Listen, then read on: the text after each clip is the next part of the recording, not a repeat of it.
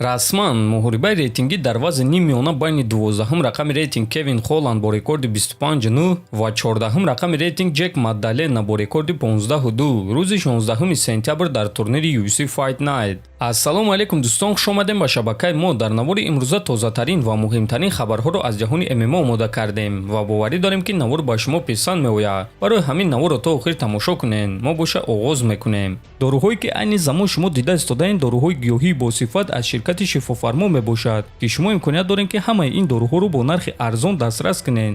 доруҳо барои хунукзадагӣ ва қавӣ кардани мардонагӣ, барои фарбе ва харобшавӣ, барои ришу мӯйсарбарорӣ, барои дарди дил, дарди мушакҳо ва ҳамчунин равғани сиёҳдона ки пайғамбар саллаллоҳу алайҳи васаллам гуфта буд ки ба ғайр аз марг ба ҳамаи дигар дардҳо даво мебахшад. худи ҳозир ба номерҳои дар рӯи экран буда занг зада доруҳои даркории худро харидорӣ кунед ва ҳатман аз номи канали Паҳлавон гап занед. ҳамин гуна шумо ҳам доруҳои даркории худро ба даст меоред ва ҳам канали моро сахт дастгирӣ мекунед.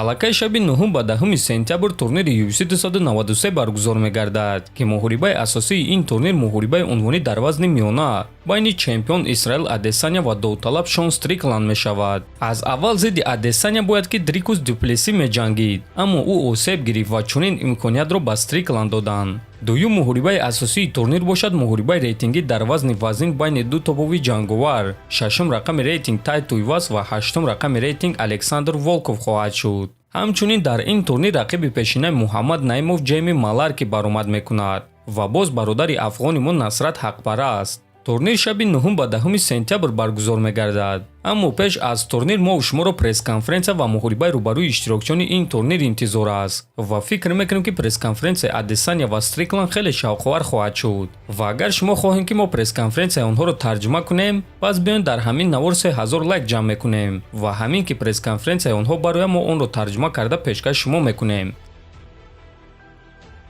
чемпиони пешинаи вазни сабуки UFC Чарлз Оливейра гуфт ки аз муҳориба зидди Ислам Махачев чӣ интизор аст. мо таърих эҷод кардан мехоҳем. ислам бешубҳа рақиби хеле сахт аст, арзандаи эҳтиром аст ва ӯ рӯз аз рӯз боз ҳам сахттар шуда истодааст. аммо ман орзу дорам. ман боз чемпион шудан ва таърих эҷод кардан мехоҳам. ба кӯдакон ва наврасон нишон додан мехоҳам ки агар ба ягон чиз боварӣ дошта бошен, пас ин корро карда метавонен. мо дар ин варзиш барои рекордҳои нав гузоштан омадагием. агар оиди худи ин муҳориба гап занем, пас ман ба ин муҳориба бо шодӣ ва хурсандона баромадан мехоҳам, то ин ки ба монанди пешина ҷангам. чунки агар ман ба монанди ҳамавақта баромад карда тавонам, пас ин муҳориба тамоман дигар гуна ва бо дигар натиҷа ба анҷом мерасад. аз ман мепурсанд ки ту ҳоло ҳам гурусна ҳастӣ ё не? бале, ман ҳоло ҳам гуруснаам. ман барои таърих эҷод кардан ба ин дунё омадаам.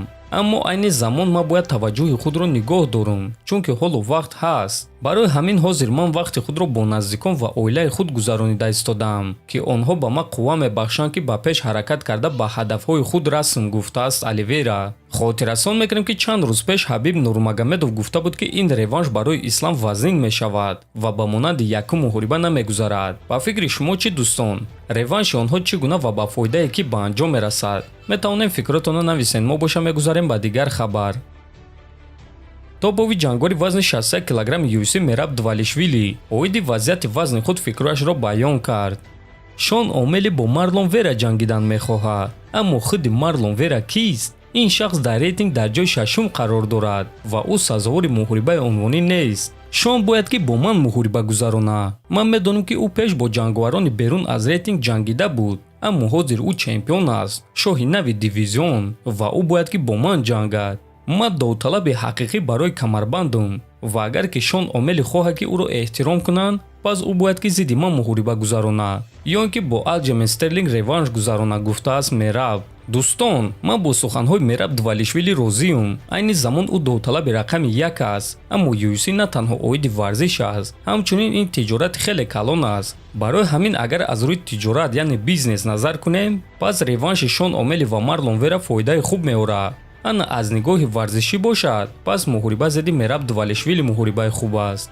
дар ҳамин ҷо дӯстон навори мо ба анҷом мерасад. фикру ақидаҳотонро нависен, ҳатман дар канали мо обуна шавен то бозидид хонободу сарбаланд бошен.